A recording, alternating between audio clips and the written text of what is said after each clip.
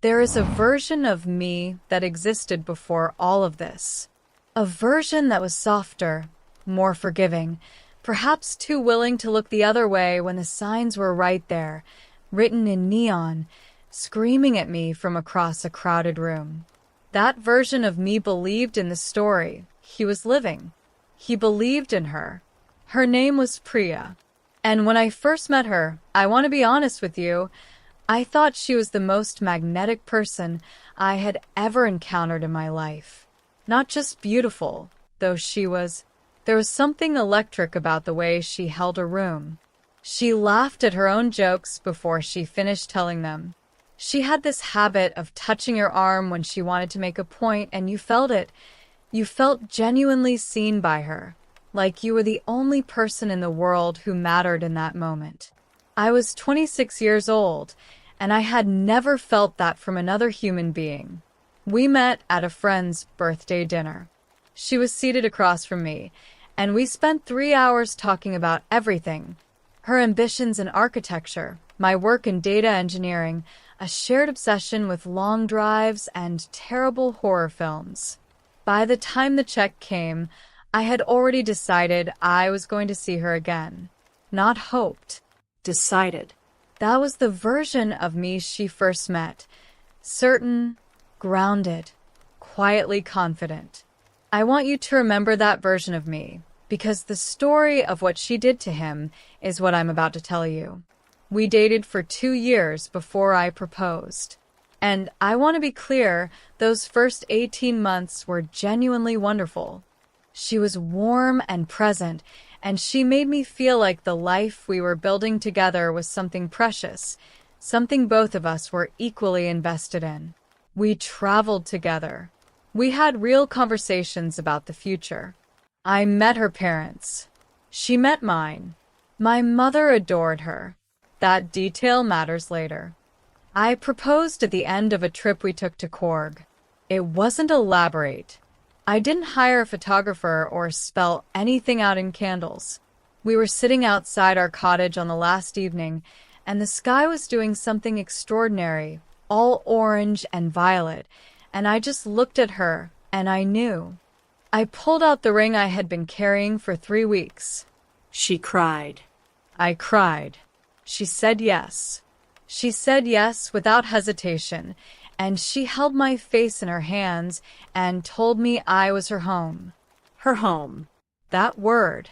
I carried that word for a long time after everything fell apart.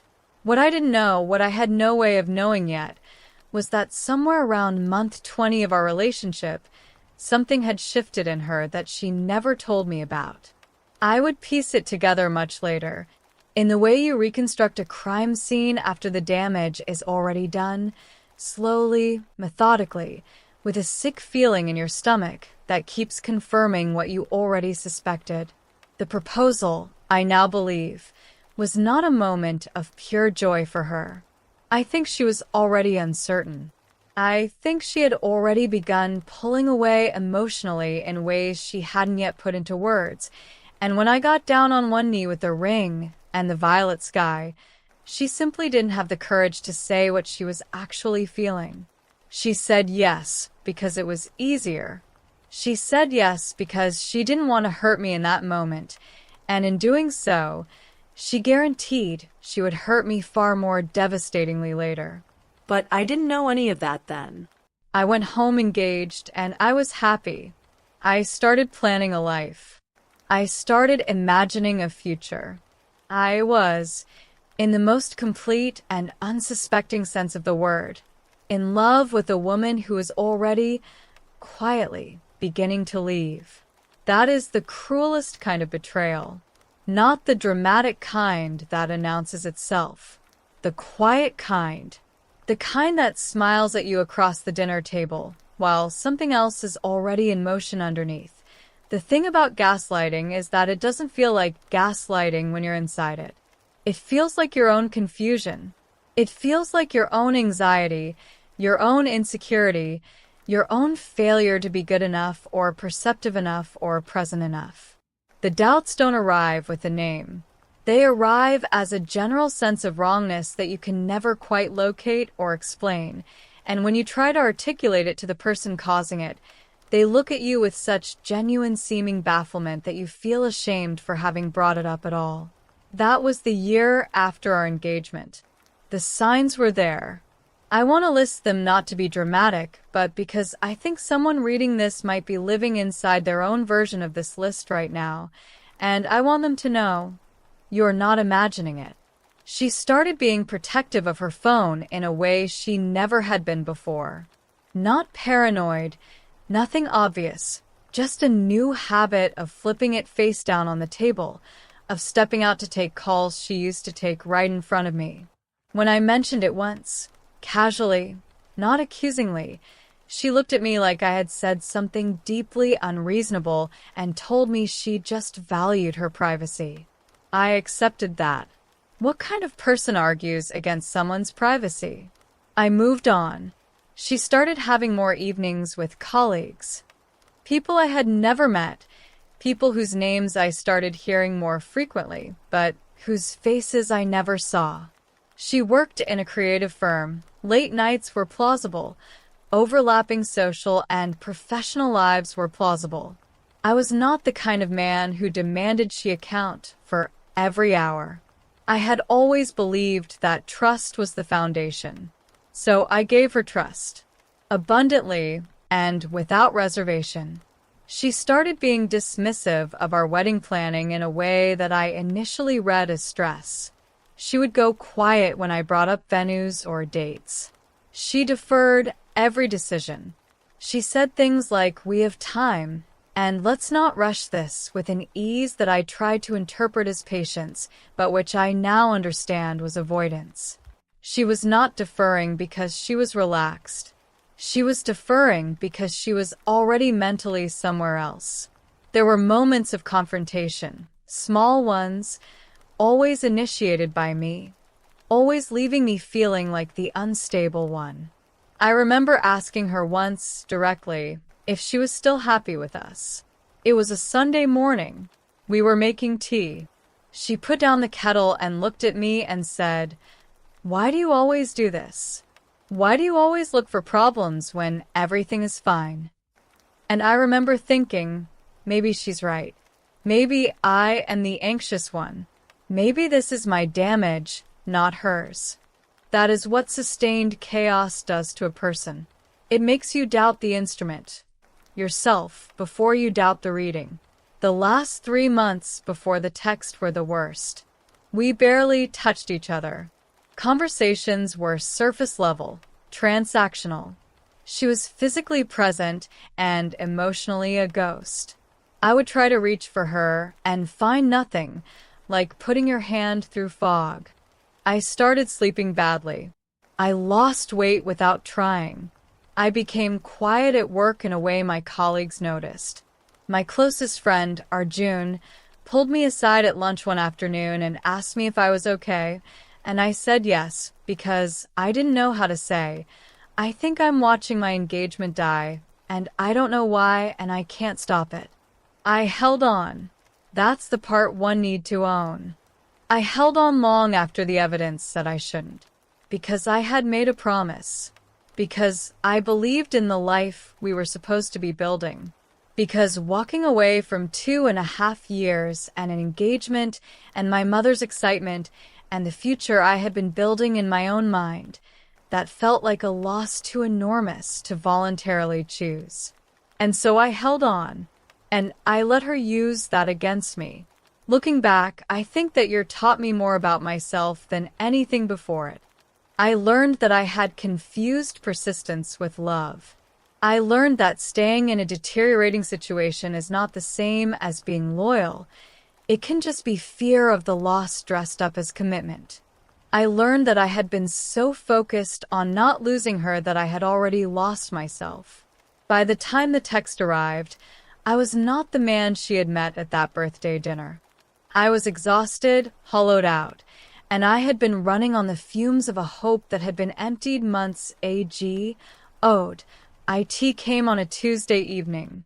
I was at my desk, working late, and my phone lit up. A message from Priya. I opened it. 4 words and a command. I found someone else, accept it. I read it 3 times. Not because I didn't understand it. I understood it immediately, completely, with a clarity that was almost physical.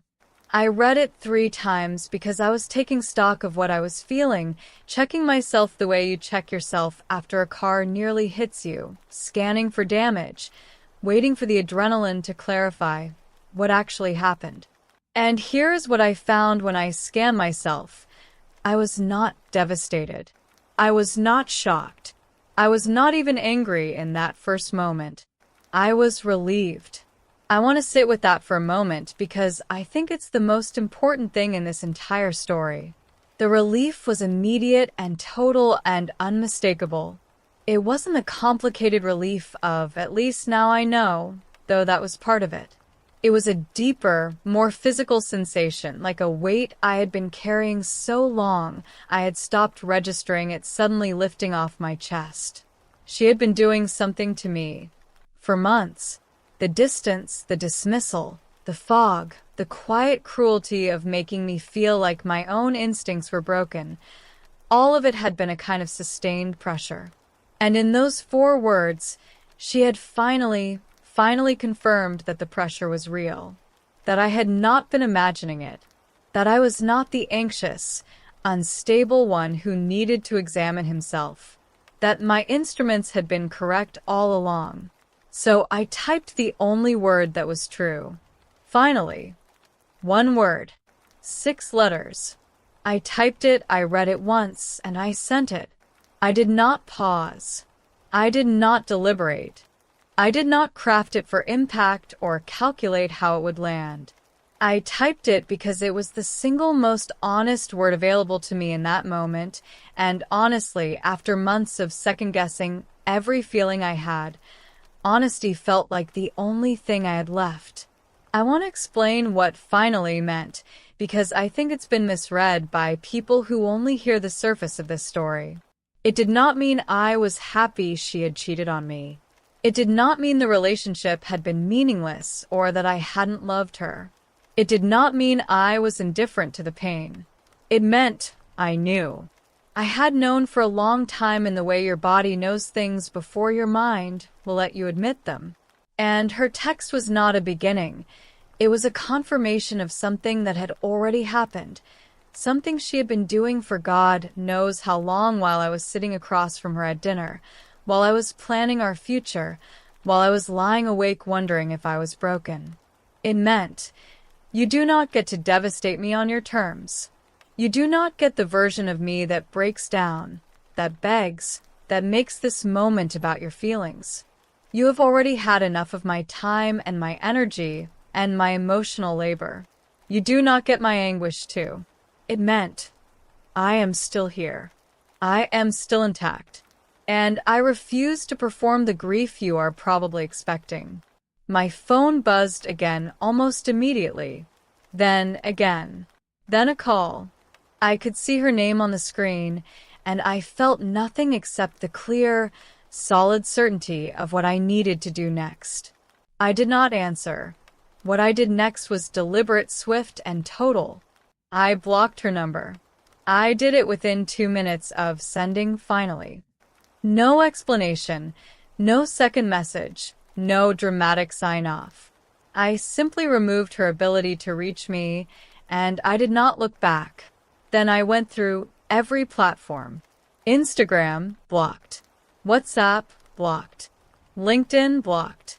I removed her from every point of digital access to my life with the same systematic calm with which you might change the locks on a house after losing your keys.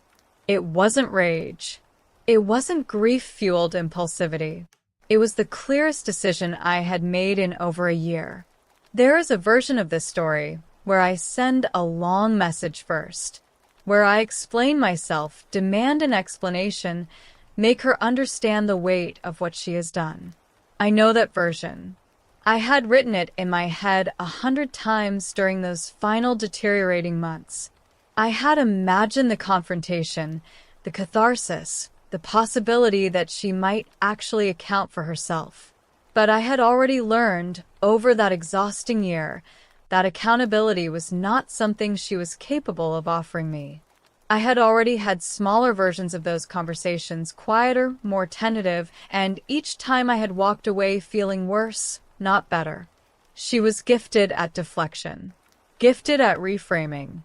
She could take any grievance I raised and somehow return it to me as evidence of my own insecurities. A long goodbye would have given her that stage, and I was done giving her stages. No contact is not easy to describe to people who haven't practiced it, because from the outside it can look like coldness, like cruelty, like an overreaction. But from the inside it is an act of self-preservation so fundamental that it barely feels like a choice. It feels like breathing. It feels like the body finally doing what it needed to do all along. The first 24 hours, she tried through mutual friends. Messages started coming in from people asking me if I was okay, telling me she was upset, relaying her side of things in tones that assumed I would want to hear it. I was civil with each of them. I told them I was fine, that I wished her well, and that I had nothing more to say on the matter. When one close mutual friend pushed harder, suggested I was being dramatic, that she was devastated by my reaction, that I owed her a real conversation, I looked at him with what I imagine was a very quiet and very final expression, and I said, I sent one word. She sent 4. She had months to have the real conversation, and she chose not to. We're done. He didn't push again. She eventually reached me through my sister. I am not going to go deeply into that exchange except to say this. My sister is a perceptive and fiercely protective person, and after she spoke with Priya and then came to me, the first thing she said was, I believe you. Not. You should hear her out. Not.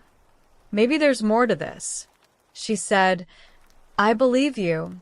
And she sat down next to me on the couch, and we watched a film together, and she didn't mention it again for weeks. That is what it feels like to be supported by the right people. You don't need them to be loud about it. You just need them to be present. The weeks that followed were genuinely strange. Not devastated strange. More like disoriented strange, the particular disorientation of a life that has been reorganized around a loss that you simultaneously grieve and feel freed by. I would start to reach for my phone to tell her something funny and catch myself. I would pass the restaurant where we had our first date and feel a complicated pull that I can only describe as the weight of an alternate life, the one we might have had if she had been honest, if I had been clearer earlier, if any number of things had gone differently. I let myself feel those things. I am not so armored that I pretended they weren't real. But I did not contact her. Not once. Not a message. Not a look at her profile from a secondary account. Not a question asked through mutual circles about how she was. The silence was complete, and it was mine, and I held it like something precious. IT has been 14 months since that Tuesday evening. I am going to tell you what those 14 months have looked like because I think the story only means something if you understand what came after. The first 2 months were largely about reclaiming the things I had quietly surrendered during that final deteriorating year. Sleep first. I had not slept well in so long that sleeping well again felt like a physical restoration. Like someone returning a piece of furniture that had been missing from a room, and you only realize, once it's back, how obvious and essential its absence had been. I started running again. I started cooking properly. I started calling my friends, not because I needed to process the breakup with them, but simply because I had been withdrawing from everyone during those months of quiet crisis, and I missed the texture of my actual life. My work improved dramatically, which surprised no one more than me. I had been operating at a reduced level for so long, distracted, depleted, managing a low-grade emotional emergency at all times, that when the emergency lifted, the cognitive space that opened up was extraordinary. I shipped a project I had been stalling on for months. I got positive feedback from my team. I felt, professionally, like a person who had returned from a long illness. The processing, when it came, was private and slow. I am not someone who externalizes grief easily or immediately. I thought about the relationship, not obsessively, but with the kind of considered retrospection that I think is actually healthy and necessary. I thought about what I had contributed to its deterioration. Not because I was blaming myself for her choices. I was not, but because I believe in taking an honest inventory. I identified things. I had been conflict avoidant in ways that had probably allowed the situation to continue far longer than it needed to. I had mistaken suffering quietly for strength when it was actually just avoidance. I had placed so much value on the future. I had imagined that I had continued to protect the image of the relationship even after the relationship itself had ceased to exist. Those are things I have worked on. I am still working on them. What I did not do, and what I think is worth saying explicitly, is apologize for the word finally. Not to her, not to anyone. It was the right word. It was the truest thing I said in the last 4 months of that relationship, and I am more certain of that now than I was in the moment I typed it. There is something deeply important about the refusal to perform the expected grief on someone else's schedule. She had orchestrated the end of our engagement over months, from a distance, with a cowardice that protected her feelings at the expense of mine. And then, when she finally delivered the news, she delivered it as a command. Accept it. As though my emotional response was an inconvenience to be managed. Finally was not an absence of feeling. It was a refusal of her framing. It was me, tired, clear-eyed, entirely done, declining to give the scene the reading she had written for me. I think about the version of me who might have responded differently, who might have typed out a long, wounded, pleading message, who might have asked why, or begged for a conversation, or gone through the terrible humiliation of trying to argue someone out of leaving. That version of me would have spent months in a different kind of pain, the pain of having been entirely transparent about my devastation to a person who had already decided I didn't matter. That version of me would have given her the power. One word, and I kept the power. I am not telling you this story because I want you to think I am unaffected or invulnerable. I am not. I genuinely loved her. I genuinely believed in the life we were supposed to have. There is a grief in all of this that is real and that I have sat with and that is not entirely resolved. Even now, I will probably carry some version of it for a long time, the way you carry a scar, not as an open wound, but as a reminder of something that changed the shape of you. But I want you to understand something about self-respect, about the decision to cut someone off completely and mean it, about the power of a single honest word delivered without apology. There are moments in your life when you get to decide who you are, not in the abstract, inspirational poster sense, in the actual, concrete, immediate sense. A message arrives, a forward command, and you have a choice.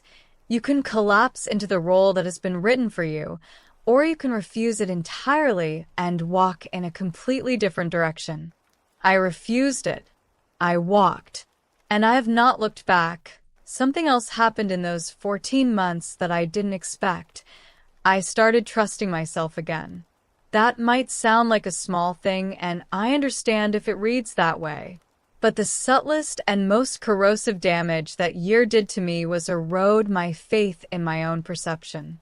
When someone you love repeatedly reflects your instincts back at you as flaws, when your gut says something is wrong and the person you trust most in the world tells you that's just your anxiety, your insecurity, your tendency to self-sabotage. Eventually, you stop consulting your instincts at all. You outsource your reality to them. And that is an extraordinarily dangerous position to be in. Getting that back, the quiet, unshakable confidence in my own reading of a situation, has been the most valuable recovery of this entire experience. More valuable than the professional improvement, more valuable than the sleep and the running, and the reclaimed social life. Because everything else in life depends on it. Every decision, every relationship, every moment of genuine connection requires you to be present in your own experience, trusting what you feel, willing to act on what you know. She took that from me for a year. I have spent 14 months taking it back. I also want to say something about the people who heard this story and questioned my response. There were a few. People who thought finally was callous or performative, or that going no contact without a conversation was cowardly in its own way. I have thought about those critiques seriously because I think it's important not to simply dismiss criticism that makes you uncomfortable. And here is what I concluded. They were measuring my response against a standard that assumed the relationship had been a fair and honest one, where both people deserved equal consideration at the moment of its ending. But it had not been that kind of relationship, not for a long time. She had made her choices, privately over months, without including me in any of it. And when the time came, she delivered those choices as a command. Accept it. The conversation she was owed from me had already been stolen by the conversation she had refused to have with me for the better part of a year. By the time that text arrived, I was not withholding a conversation. I was closing a door that she had already walked out of. That is a distinction that matters. It is not semantics. It is the difference between cruelty and self-preservation, and I am at peace with which side of that line I was on. The last thing I want to say is about the future. Mine specifically, because this story does not end in bitterness, and I refuse to let it die. I believe in love. I know that might sound strange coming at the end of this particular account, but I mean it without reservation. What happened with Priya did not teach me that love is a trap, or that people are fundamentally untrustworthy, or that the kind of life I had been imagining, a shared life, a genuine partnership, is a fiction. It taught me something more specific and more useful than that. It taught me what I am not willing to accept anymore. It taught me the difference between loving someone and disappearing into them. It taught me that my peace is not negotiable, and that any relationship built on the erosion of my own clarity is not a relationship worth having. I know what I want now with a precision I didn't have before. I know what I will not tolerate. I know how to leave before the damage becomes structural. I know that one honest word, delivered without apology, is sometimes the most dignified and powerful thing a person can say. I am 30 years old. I sleep well. I work with focus. I laugh more than I have in years. And somewhere out there is a person who will meet the version of me that came out of all of this, clearer, sturdier, more fully himself, and they will get something real. Priya got a man who was trying to be enough for someone who had already made up her mind. Whoever comes next gets someone who already knows he is. If you're in a relationship where your instincts have been telling you something is wrong for months, where you feel like you're slowly disappearing, where your own emotional responses have started to feel like the problem, I want you to hear this. You are not imagining it. Your instruments are not broken. Trust what you already know. The finally is waiting for you on the other side.